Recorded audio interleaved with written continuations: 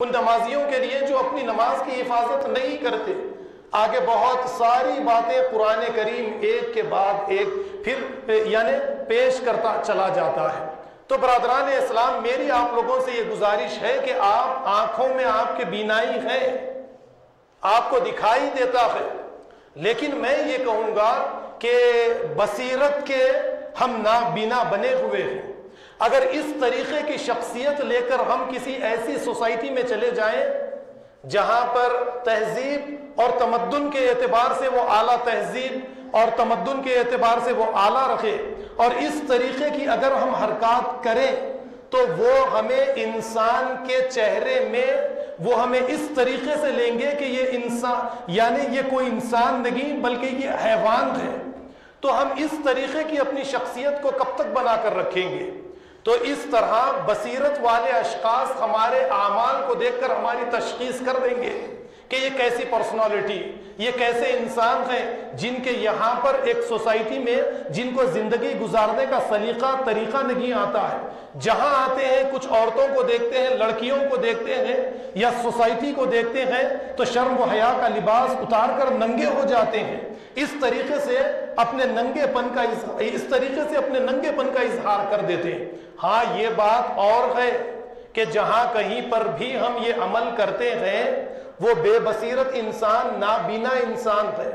ان کے اندر یہ صلاحیت موجود نہیں ہے کہ اچھے برے کی تشخیص کرے، پہچانے۔ اسی لیے یا یہ کہیے کہ وہ بھی ننگے ہیں، اسی لیے وہ یہ نہیں جانتے کہ ہمارے اعمال کیا ہے، ہمارے اخلاق کیا ہے، ایک سوسائٹی میں ہمارا کردار کیا ہے، وہ ان تمام چیزوں کی تشخیص نہیں کر سکتے ہیں۔ تو برادران اسلام، میری بار بار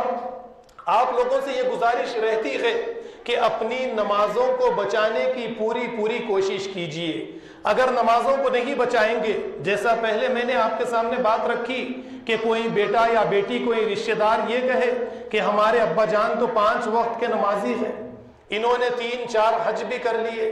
انہوں نے عمرے بھی کر لیے، فلاح وہ بہبود کے کام بھی یہ انجام دیتے ہیں، لیکن بچوں کو اس بات کا پتہ نہیں کہ والدین نے یہ کام کاج تو کیے، ان کی اندر کی شخصیت کیا ہے، اور اس اندر کی شخصیت کے بارے میں سوائے اللہ کے کوئی نہیں جانتا ہے۔ تو یہ اندر کی شخصیت جو ہے انسان کی، وہ شخصیت اچھی ہونی چاہیے، اس شخصیت کی انسان کو حفاظت کرنی چاہیے۔ دیکھیے، ایک دن ایسا بھی آنے والا ہے جس دن کے بارے میں آپ بار بار بچپن سے یہ سنتے آتے ہیں کہ قیامت کا ایک ایسا دن آئے گا کہ اللہ رب العالمین لوگوں کو خبروں سے ننگے اٹھائیں گے، سارے کے سارے لوگ میدان محشر میں ننگے رہیں گے۔ ہاں، ننگے رہیں گے، لیکن وہ ننگا پن کیا ہوگا، اس کی حقیقت پر آپ ذرا غور کیجئے کہ انسان اس دنیا کے اندر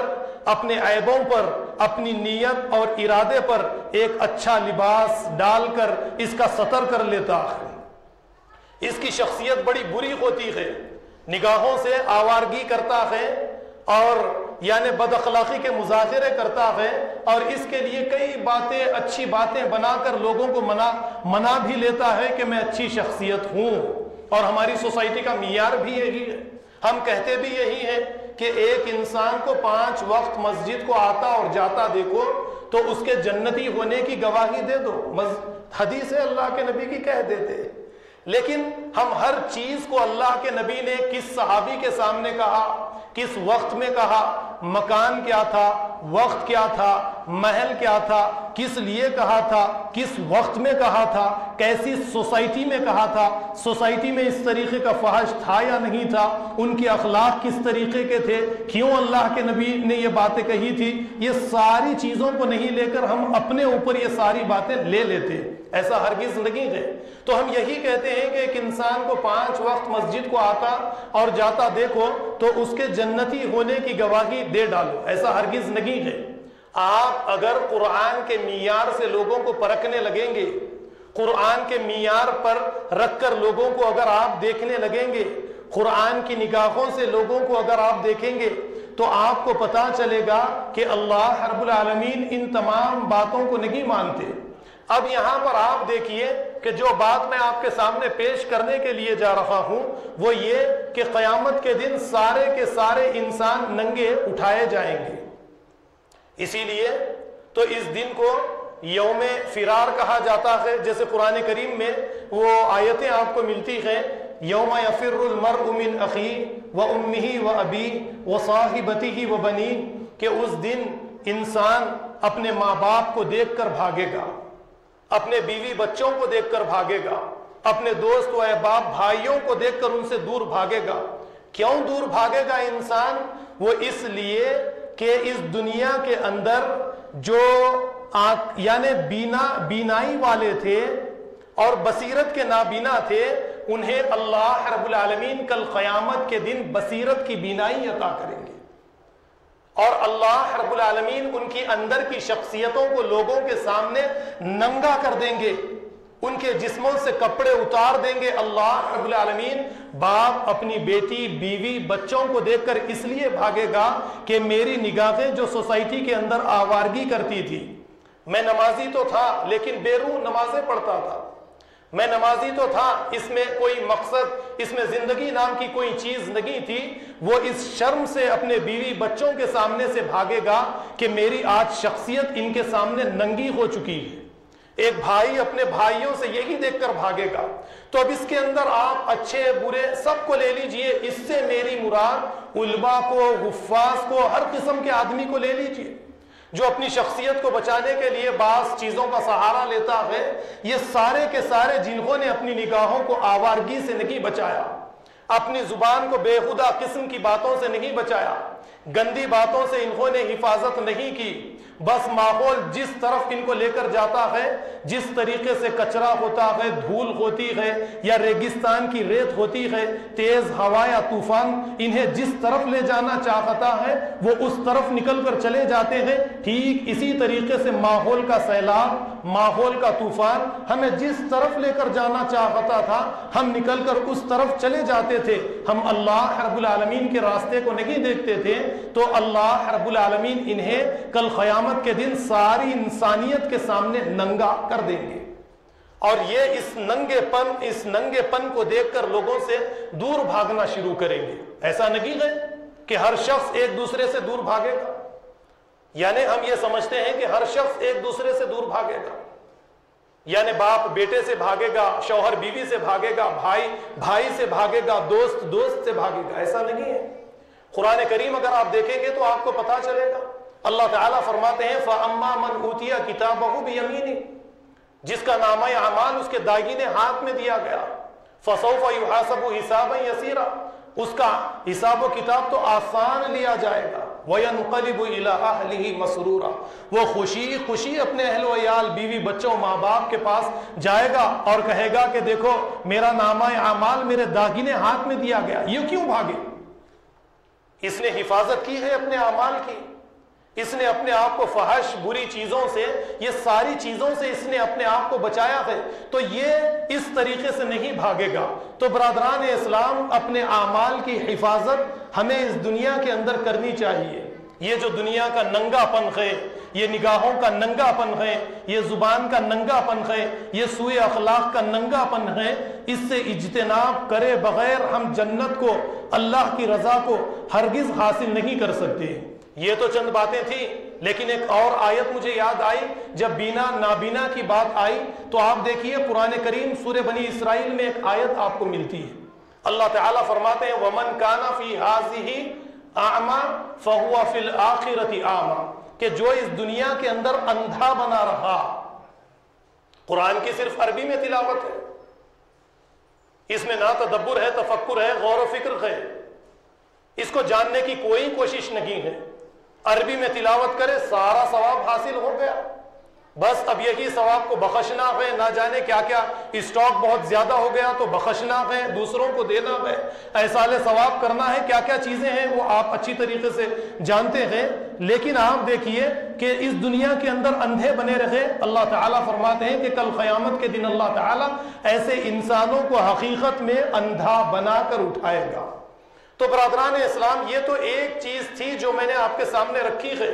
اب اس میں بہت ساری اور بھی باتوں کو لا سکتا ہوں سوء اخلاق کو لے کر، وقت آگے جا رہا ہے، لیکن ایک آیت آپ کے سامنے رکھ کر سوء اخلاق یا گندی باتیں، بری باتیں، اس کو سمجھانے کے بعد ایک دوسرے موضوع کی طرف آپ کو لیے چلوں گا۔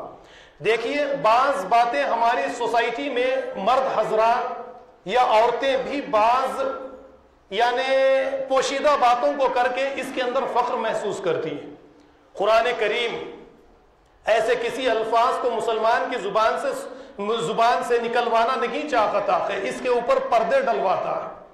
اور انداز اس طریقے کا اختیار کرتا ہے کہ کبھی مجبوراً سوسائٹی میں ایسی باتیں بیان بھی کرنی پڑے تو انہیں اشارتاً ہی لوگوں کے سامنے رکھ دیا جائے تاکہ لوگ اس کا مطلب بھی سمجھ لیں اور اللہ رب العالمین کا کیا فرمان ہے، اللہ تعالیٰ کیا سمجھانا چاہتے ہیں، لوگوں کو یہ بھی سمجھ میں اچھی طریقے سے آ جائے۔ تو دیکھیے آپ، قرآن کریم سورہ نساء میں اللہ تعالیٰ فرماتے ہیں او لامستم النساء فلم تجدوا ماء فتیمموا صعیدا طیبا، جب تمہاری عورتوں کو چھو کر آؤ۔ آپ غور کیجئے، اشارے میں کتنی باتیں اللہ رب العالمین نے کہہ دی۔ ہماری سوسائٹی پر آپ نظر ڈالیں، ہمارے الفاظ اقوال پر آپ نظر ڈالیں کہ کسی بات کو کرنے کے لیے ایک بات آدھی رکھ کر آپ کو سمجھاؤں، دسترخوان پر نہیں شرمانا چاہیے، آگے جو کہتے ہیں اس طریقے کے الفاظ سوسائٹی میں، اس طریقے کے اگر الفاظ سوسائٹی کے اندر بڑھتے چلے جائیں گے تو ہمارے بچوں کی کیا تربیت، تعلیم و تربیت ہوگی، آپ بتائیے۔ تو اللہ تعالیٰ نے جو انداز اختیار کیا کہ تمہاری عورتوں کو چھو کر آؤ، فلم تجدوا ماء، اور تمہیں پانی نہ ملے تو پاک مٹی کے ذریعے تم تیمم کر لیا کرو۔ ساری بات سورہ نساء کی اس چھوٹی سی آیت میں ایک بڑے مسئلے کا الفاظ کو کھول کر آپ کے سامنے رکھے بغیر اشارتاً ساری بات آپ کو سمجھا دی گئی۔ لیکن ہماری سوسائٹی کے الفاظ پر آپ غور کیجئے کہ بات کو کرنے کے لیے اتنی ڈیپ تک ہم، خاص کر نوجوان، اتنی ڈیپ تک چلے جاتے ہیں جس کے ذریعے مہذب انسان، ایک مہذب سوسائٹی، ایک تمدن اسے کبھی گوارا نہیں کرتے کہ اس طریقے کے الفاظ سنیں، ان کے کان اس طریقے کے الفاظ سننا نہیں چاہتے، اور تعلیم یافتہ اشخاص ایسی سوسائٹی میں رہنا بسنا نہیں چاہتے جہاں پر ان کے بچوں کی تعلیم اور تربیت کا مسئلہ اس طریقے سے ان کے سامنے پیش آ جائے۔ تو ہم نے خود اپنی سوسائٹی کو تباہ اور برباد کر لیا ہے۔ تو اس طریقے کے سوء اخلاق کو لے کر ہم اپنے آپ کو مسلمان نہیں کہہ سکتے اور اللہ کی بارگاہ میں ہم اپنے آپ کو ہرگز کامیاب نہیں کر سکتے۔ ایک دوسری بات کے بعد میں تیسری چیز کی طرف میں آپ کو لیے چلوں گا، وہ ہے دعوتوں پر۔ آپ ذرا غور کیجئے، روزانہ ولیمہ رہے گا، شادی رہے گی، رنگین دسترخوان ہمارے سامنے رہتے ہیں، اور ان دسترخوان پر جانے کے بعد میں جو چیز غور کی جاتی ہے وہ یہ کہ ہمارے بعض اشخاص، سب کو میں نہیں کہہ سکتا، جب ان کے سامنے پوٹلا آ جائے یا اسی طریقے سے مچھلی آ جائے تو اس کے بعد میں ان کی کیفیت دیکھیے کہ ان کی کیفیت کیا ہوتی ہے۔ شرم و حیا کا جو لباس ہوتا ہے وہ اس دسترخوان پر اتار کر پھینک دیتے ہیں، ننگے ہو جاتے ہیں، اور جیسے قرآن کہتا ہے یأکلون کما تأکل الانعام، اس طریقے سے کھاتے ہیں جیسے حیوان، جیسے جانور کھاتے ہیں اسی طریقے سے انسان کھاتے ہیں۔ آپ ایک جنگل میں دیکھیے کہ حیوان کسی جانور پر شکار کرتا ہے تو کس طریقے سے شکار کرتا ہے، دسترخوان پر اسی طریقے سے ہم ننگا پن کرتے ہیں۔ اور پھر اس کے بعد میں آپ بہت ساری باتوں کو آپ اپنی طرف سے بناتے جا سکتے ہیں۔ اس کی اجازت پہلی چیز تو اسلام دیتا ہی نہیں ہے، اور دوسری بات جو ہمارے سامنے رہنی چاہیے وہ یہ کہ روزانہ رنگین قسم کے دسترخوان پر بیٹھنے والے اور لذت دار غذاؤں کا اہتمام کرنے والے، ایسی قوم سے کوئی بڑا کارنامہ انجام دینے کی امید ہم نہیں رکھ سکتے۔ لیکن ہماری سوسائٹی میں کچھ باتیں عام ہیں کہ گوشت کھائیں گے، پوٹلا کھائیں گے تو طاقتور بنیں گے، یعنی لذیذ لذیذ غذائیں کھائیں گے، ولیمہ کھائیں گے، شادی کھائیں گے تو طاقتور ہو سکتے ہیں۔ تو برادران اسلام، کیا صحابہ کرام اسی طریقے سے رنگین دسترخوانوں پر بیٹھ کر اپنے آپ کو طاقتور بنائے تھے؟ صحابہ کرام، انبیاء علیہ السلام کی غذاؤں کو کبھی آپ نے دیکھا؟ سوکھی روٹی، سوکھے کھجور،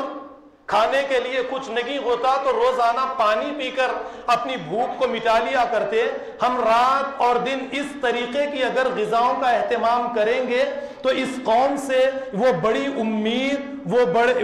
بڑی امید ہم نہیں لگا سکتے کہ یہ دنیا کے اندر انقلاب لائیں گے، اسلام کے لیے کچھ کریں گے، اسلام کے لیے کٹ مرنے کے لیے تیار ہو جائیں گے۔ تو اس طریقے کی قوم سے ہم کوئی اچھی امید نہیں لگا سکتے۔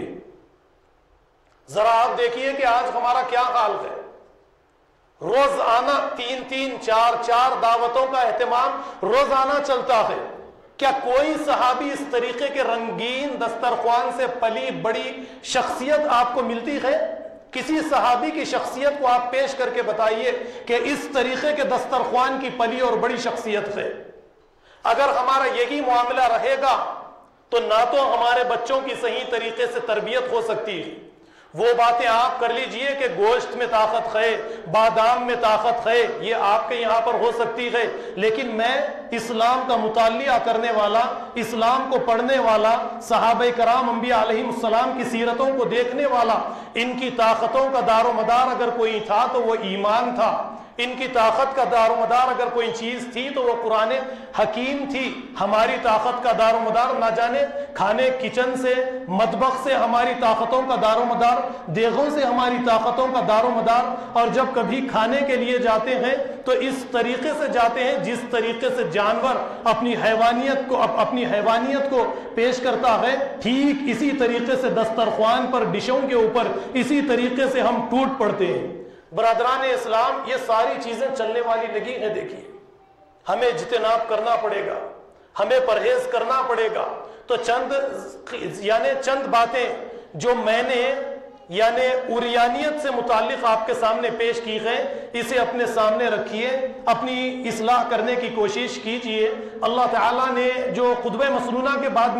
میں نے آیت سورہ نور کی آیت نمبر 19 آپ کے سامنے پڑھی تھی، اس میں اللہ نے فرمایا ان الذین یحبون ان تشیع الفاحشۃ فی الذین آمنوا لہم عذاب علیم فی الدنیا والآخرہ واللہ یعلم وانتم لا تعلمون، کہ بے شک جو لوگ اہل ایمان میں، مسلمانوں میں بے حیائی پھیلانا چاہتے ہیں،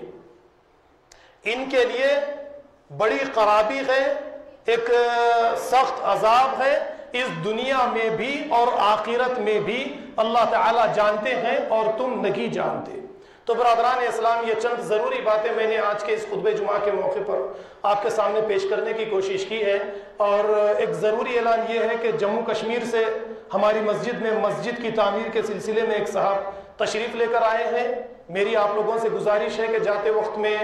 آپ دل کھول کر ان کا تعاون کیجئے۔ دوسرا اعلان یہ ہے کہ آپ اچھی طریقے سے جانتے ہیں کہ کسانوں کا ایک بڑا مسئلہ ہمارے ہندوستان میں چل رہا ہے، تو اسی کو مد نظر رکھتے ہوئے کچھ نوجوانوں نے اس بات کا ارادہ کیا کہ جس طریقے سے NRC-CAA کے خلاف ہم نے اس مسجد سے کچھ 5 منٹ 10 منٹ کے لیے احتجاج کیا تھا، ٹھیک اسی طریقے سے مسجد کے باہر کسانوں کا ساتھ دینے کے لیے احتجاج کریں گے۔ تو میری آپ لوگوں سے گزارش ہے کہ 5 سے 10 منٹ کے لیے مسجد کے باہر کسانوں کا ساتھ دینے کے لیے ہم احتجاج کریں گے۔ آپ اس میں شریک ہو کر یہاں سے چلے جائیں۔ وآخر الدعوانا ان الحمد للہ رب العالمین۔